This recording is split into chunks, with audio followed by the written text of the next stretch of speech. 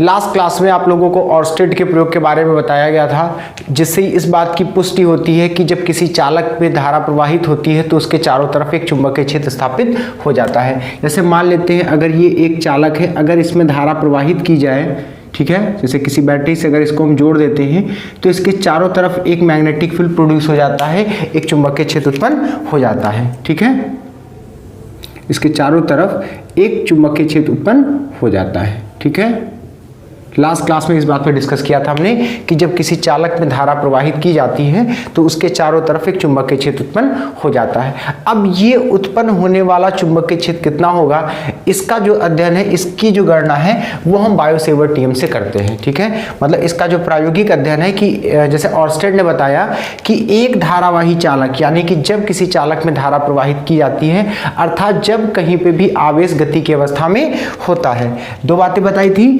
कि वैद्युत धारा अर्थात गतिमान आवेश, है ना, दोनों का मतलब एक ही है, क्योंकि जब आवेश गति की अवस्था में होता है तभी किसी भी चालक में धारा प्रवाहित होती है। तो मतलब वैद्युत धारा या गतिमान आवेश के कारण चुंबकीय क्षेत्र उत्पन्न होता है। यह बात सभी को क्लियर है कि वैद्युत धारा या गतिमान आवेश चुंबकीय क्षेत्र उत्पन्न करता है। कैसे इस बात की पुष्टि होती है, ऑर्स्टेड के प्रयोग से। इस बात को प्रायोगिक रूप से किसने सिद्ध किया, ऑर्स्टेड ने। ठीक है, ऑर्स्टेड ने अपने प्रयोग से इस तथ्य की पुष्टि की कि जब किसी चालक में धारा प्रवाहित की जाती है तो उसके चारों तरफ एक चुंबकीय क्षेत्र उत्पन्न हो जाता है। कैसे कि जब किसी चालक में हम क्या करते हैं, बैटरी लगा देते हैं, ठीक है, और उसमें एक अमीटर लगा देते हैं, तो देखते हैं कि जब धारा प्रवाहित होती है तो उसके आसपास एक चुंबकीय क्षेत्र स्थापित हो जाता है। ठीक है, तो आज हम देखेंगे कि ये उत्पन्न होने वाला चुंबकीय क्षेत्र कितना होता है। तो इसका अध्ययन बायो-सेवर्ट ने किया था। ठीक है, देखिए तो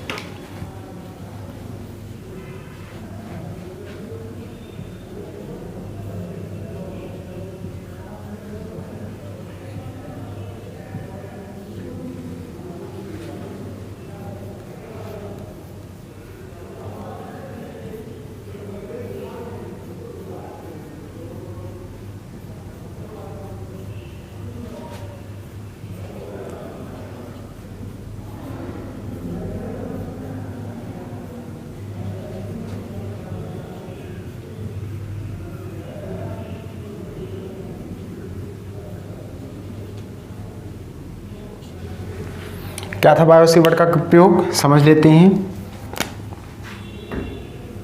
जैसे मान लेते हैं ये कोई चालक है, ठीक है, ये एक चालक है जिसकी लंबाई मान लेते हैं डेल्टा एल है, इसमें बहने वाली धारा आई है, और इस चालक के किसी बिंदु से आर दूरी पर एक बिंदु पी है। यहां पर हमें चुंबकीय क्षेत्र का अध्ययन करना है, और इस बिंदु को चालक खंड से मिलाने वाले रेखाखंड के बीच का कोण कितना है, थीटा है। ठीक है, तो अब हम अलग अलग फैक्टर का देखेंगे क्या प्रभाव पड़ता है इस पी पर चुंबकीय क्षेत्र का, है ना, यहां पर जो चुंबकीय क्षेत्र होगा उस पर क्या प्रभाव पड़ेगा, अभी सभी चीजों के बारे में हम जानेंगे। ठीक है, तो सबसे पहले क्या देखा गया कि जैसे ये एक चालक खंड है, इसमें कोई धारा प्रवाहित हो रही है। अब इसके पास में हम चुंबकीय क्षेत्र का परिमाण ज्ञात करना है कि इसके पास चुंबकीय क्षेत्र कितना होगा। ठीक है, तो देखा गया कि जब इसमें आई का मान बढ़ाया जाता है, क्या देखा गया कि जब आई का मान बढ़ाते हैं, ठीक है, तो चुंबकीय क्षेत्र का मान भी बढ़ता है। अगर आई का मान बढ़ाया जाए तो बी का मान भी बढ़ता है। तो बी यानी कि चुंबकीय क्षेत्र का मान बढ़ता है। ठीक है, क्या देखा गया कि जब का चालक में बहने वाली धारा का मान बढ़ाया जाता है तो उस बिंदु पर उत्पन्न चुंबकीय क्षेत्र B का मान भी बढ़ता है। ठीक है, तो क्या लिख सकते हैं,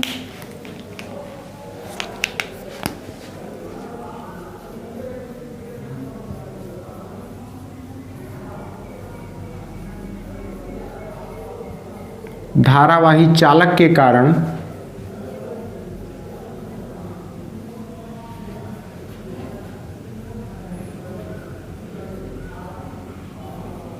चुंबकीय क्षेत्र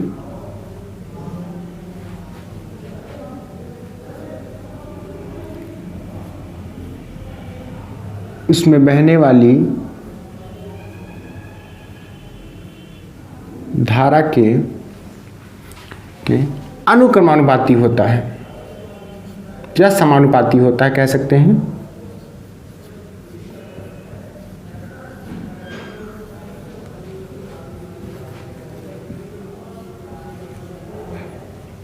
कैसे इस बात की पुष्टि होती है कि देखा गया अगर इस चालक में, जैसे ऑर्स्टेड का जो एक्सपेरिमेंट हमने आपको बताया कि एक चालक में धारा प्रवाहित की गई तो उसके आसपास देखा गया कि एक चुंबकीय क्षेत्र उत्पन्न हो जाता है। तो अगर इसमें बहने वाली धारा का मान बढ़ाया जाए तो देखा गया कि P पर उत्पन्न चुंबकीय क्षेत्र बढ़ जाता है। कैसे पता चलेगा कि चुंबकीय क्षेत्र बढ़ रहा है? अगर वहां पर विक्षेप बढ़ रहा है तो इसका मतलब वहां पर चुंबकीय क्षेत्र बढ़ रहा है। तो देखा गया कि जब I के मान को बढ़ाया जाता है तो उसमें बहने वाली धारा का मान बढ़ता है। ठीक है, नेक्स्ट देखेंगे, यानी कि लिख सकते हैं क्या, B proportional to I। Next देखा गया अगर चालक खंड की लंबाई बढ़ाई जाए, देखा गया चालक खंड की अगर लंबाई बढ़ाई जाए तो भी चुंबकीय क्षेत्र का मान बढ़ता है। तो क्या लिख सकते हैं,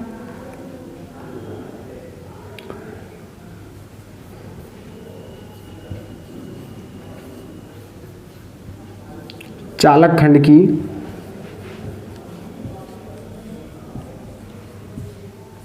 लंबाई के अनुक्रमानुपाती होता है।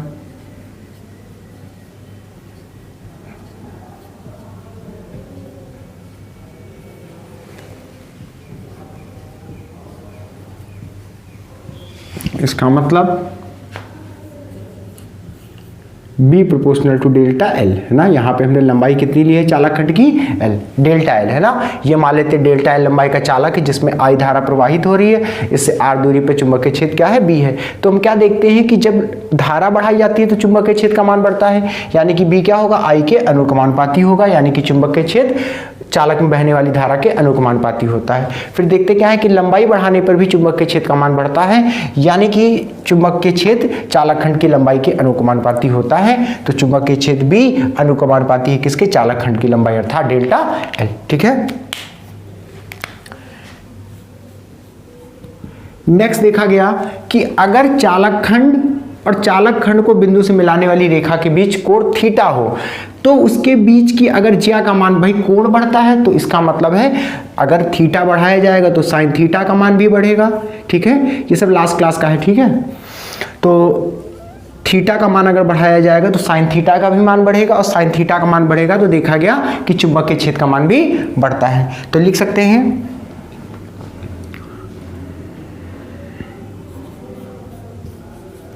चालक खंड तथा चालक खंड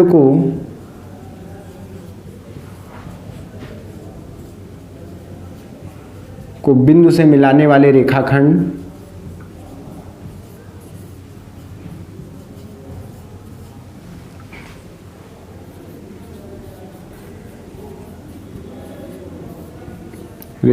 के बीच के कोण की ज्या के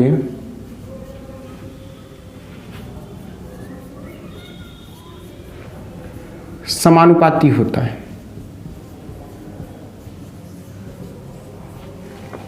तो यहां पर इसके लिए हम क्या लिख सकते हैं, B proportional to sine theta. ठीक है, इसी तरीके से देखा गया कि भाई देखिए इसमें धारा बढ़ाकर देख लिया गया कि चुंबकीय क्षेत्र पे क्या प्रभाव पड़ रहा है, लंबाई बढ़ाकर देख लिया गया कि चुंबकीय क्षेत्र पे क्या प्रभाव पड़ रहा है, इस कोण को बढ़ाकर देख लिया गया चुंबकीय क्षेत्र पे क्या प्रभाव पड़ रहा है। अब देखा गया कि अगर दूरी को हम घटाते या बढ़ाते हैं तो देखा गया कि चुंबकीय क्षेत्र पे क्या प्रभाव पड़ता है। क्या पता चला कि जब दूरी बढ़ाते हैं तो चुंबकीय क्षेत्र घटता है, और किस रेशियो में घटता है, वर्ग के अनुपात में घटता है ना। यानी कि कह सकते हैं कि जो चुंबकीय क्षेत्र है किसी धारावाही चालक के कारण वो दूरी के वर्ग के व्युत्क्रमानुपाती होता है। जैसे दूरी को हम 2 गुना कर देंगे तो चुंबकीय क्षेत्र 1/4 रह जाएगा, दूरी को 3 गुना कर देंगे तो चुंबकीय क्षेत्र कितना हो जाएगा, 1/9 हो जाएगा। यानी कि जो चुंबकीय क्षेत्र घटता है वो दूरी के वर्ग के व्युत्क्रम में घटता है। ठीक है, मतलब अगर दूरी बढ़ाएंगे तो चुंबकीय क्षेत्र घटेगा। तो लिख सकते हैं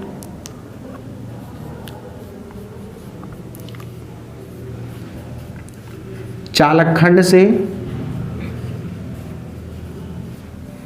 बिंदु की दूरी के वर्ग के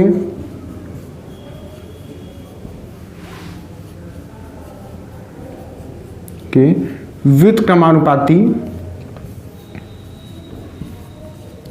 होता है। क्या मतलब हुआ इसका, कौन सा बिंदु, जहां पर हम चालक खंड के कारण चुंबकीय क्षेत्र निकाल रहे हैं। तो क्या आया, B inversely proportional to R square. ठीक है,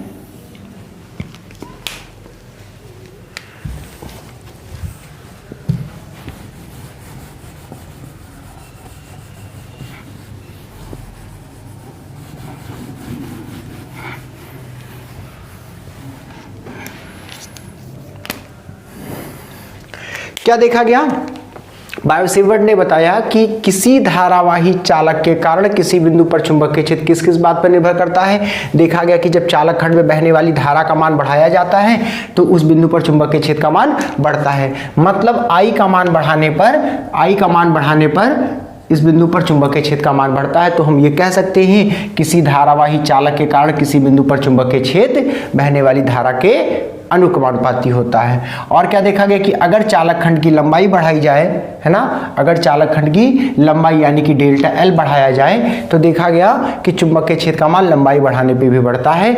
यानी कि चुंबकीय क्षेत्र लंबाई के अनुक्रमानुपाती होता है। किसकी लंबाई, चालक खंड की लंबाई के। ठीक है, और देखा गया अगर इस कोण का मान बढ़ाया जाए तो साइन थीटा का मान भी बढ़ता है और उसी अनुपात में चुंबकीय क्षेत्र का मान भी बढ़ जाता है। तो क्या कह सकते हैं कि चुंबकीय क्षेत्र चालक खंड और चालक खंड को बिंदु से मिलाने वाले रेखाखंड दोनों के बीच का जो कोण होगा उसकी ज्या के अनुक्रमानुपाती होता है। और देखा गया कि जब दूरी बढ़ाई जाती है तो चुंबकीय क्षेत्र का मान घटता है। कैसे, व्युत्क्रम स्क्वायर में, यानी कि जैसे दूरी अगर हम 2 गुना कर दे तो चुंबकीय क्षेत्र कितना हो जाएगा, 1/4 हो जाएगा।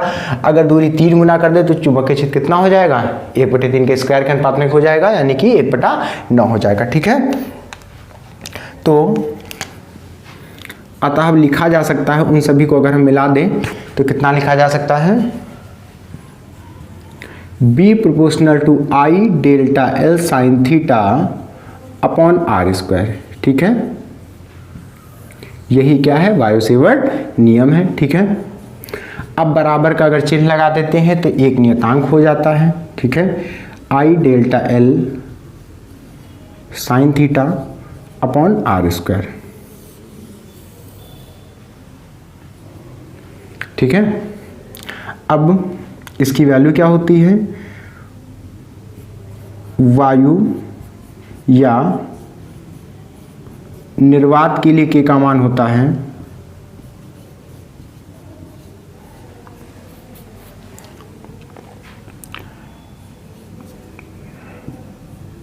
के बराबर μ0 अपॉन 4 पाई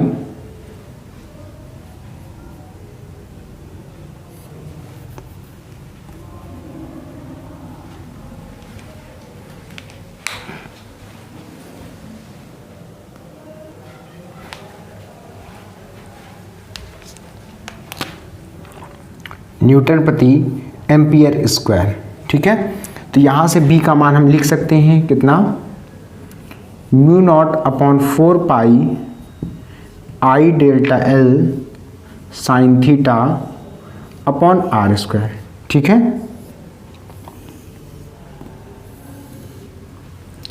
अब यहाँ से अगर हम B का मात्रक निकालते हैं, किसका, चुंबकीय क्षेत्र का मात्रक निकालते हैं, तो इसका मात्रक आता है न्यूटन प्रति एम्पियर मीटर। ठीक है,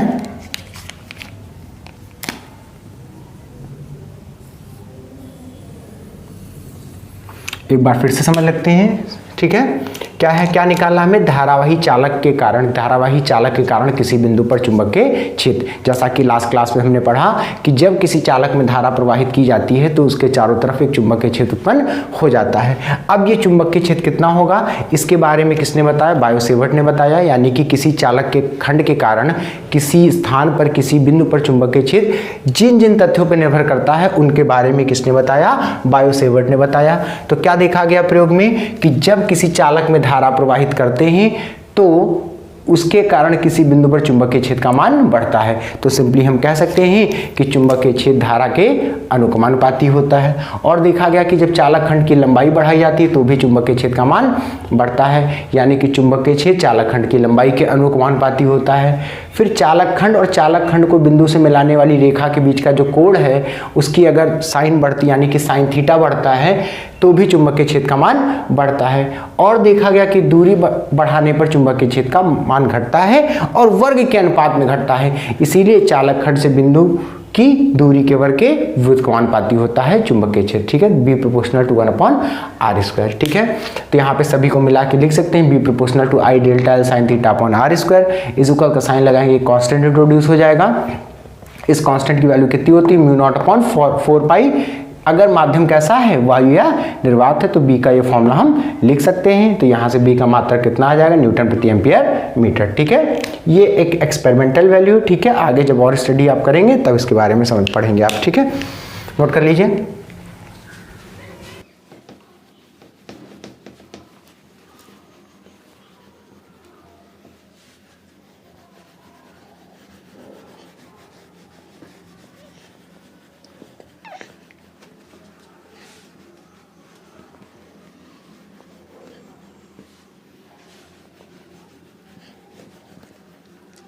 देखिए, अभी तक जो हमने बताया बायो-सेवर्ट के नियम से, उससे हम क्या कर सकते हैं, किसी धारावाही चालक के कारण चुंबकीय क्षेत्र का परिमाण ज्ञात कर सकते हैं। अब हम देखेंगे इस धारावाही चालक के कारण चुंबकीय क्षेत्र जो उत्पन्न होता है उसकी दिशा क्या होती है, यानी कि चुंबकीय क्षेत्र रेखाओं की दिशा क्या होगी। ठीक है,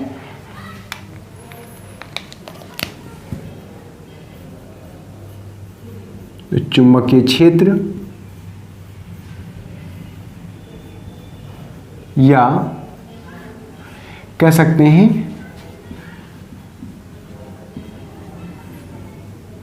चुंबकीय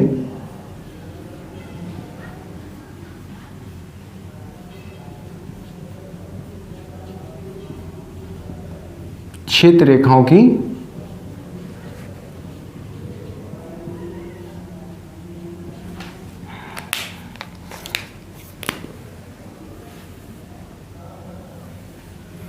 तो इसमें एक नियम है, देखते हैं, मैक्सवेल का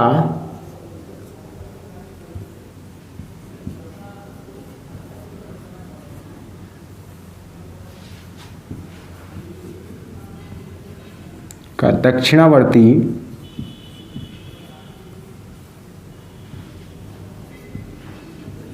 पेज का नियम।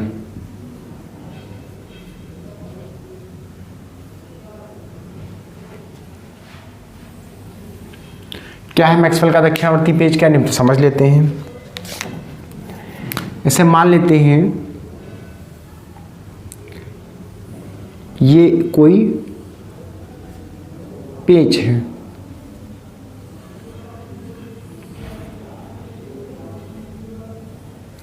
अब इसे घुमाने के लिए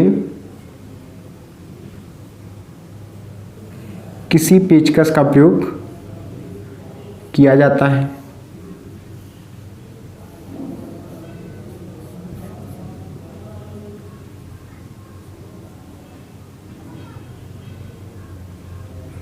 ठीक है,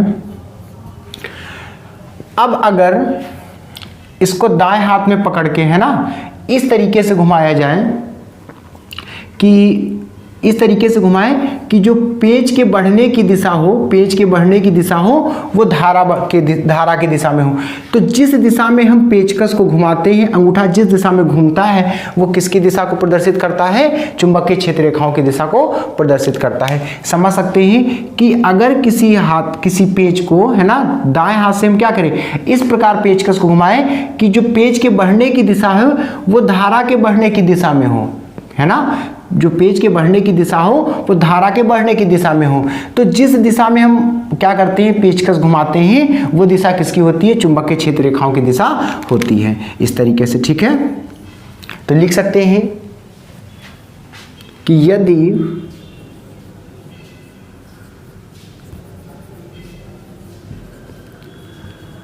हम दाएं हाथ से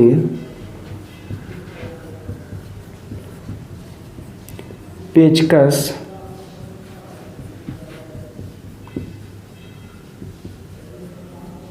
को पकड़कर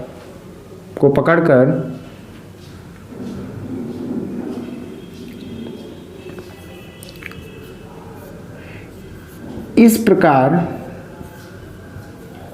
किसी पेज को घुमाएं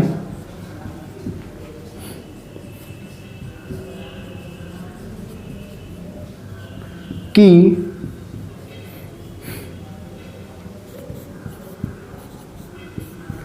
पेज के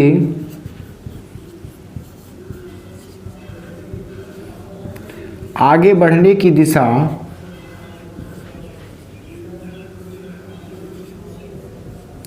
धारा की दिशा में हो,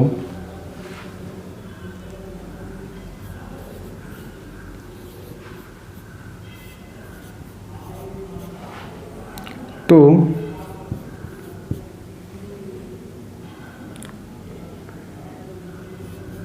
पेचकस के घूमने की दिशा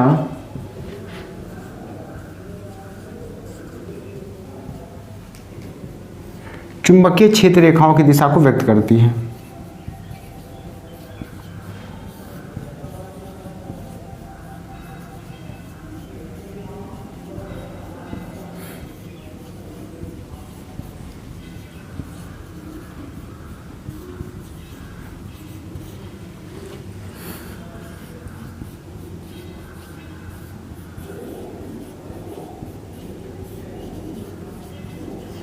ठीक है, नोट कर लीजिए।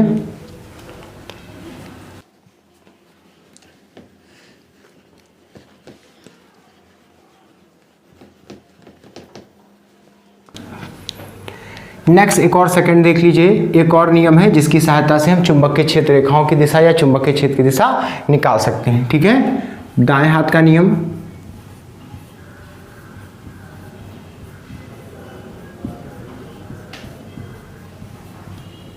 क्या है दाएं हाथ का नियम, समझ लेते हैं।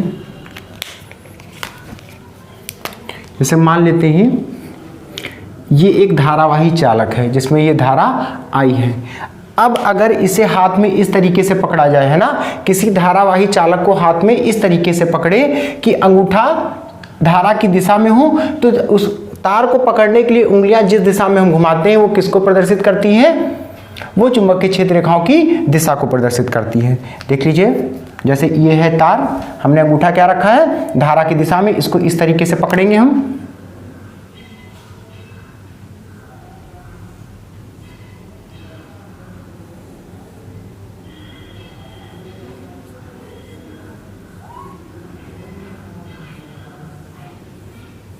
ठीक है। यानी किसी तार को इस तरीके से पकड़ा जाए कि अंगूठा धारा की दिशा में हो। जब चालक में धारा प्रवाहित हो रही हो तो तार इस तरीके से पकड़ा जाए कि अंगूठा धारा की दिशा में हो, तो उसे पकड़ने के लिए उंगलियां जिस दिशा में घूमती हैं, इस तरीके से, है ना, उंगलियां जिस दिशा में घूमती हैं वो किसको प्रदर्शित करती हैं? चुंबकीय क्षेत्र रेखाओं की दिशा को प्रदर्शित करती हैं। ठीक है, सिंपल है, नोट कर लीजिए।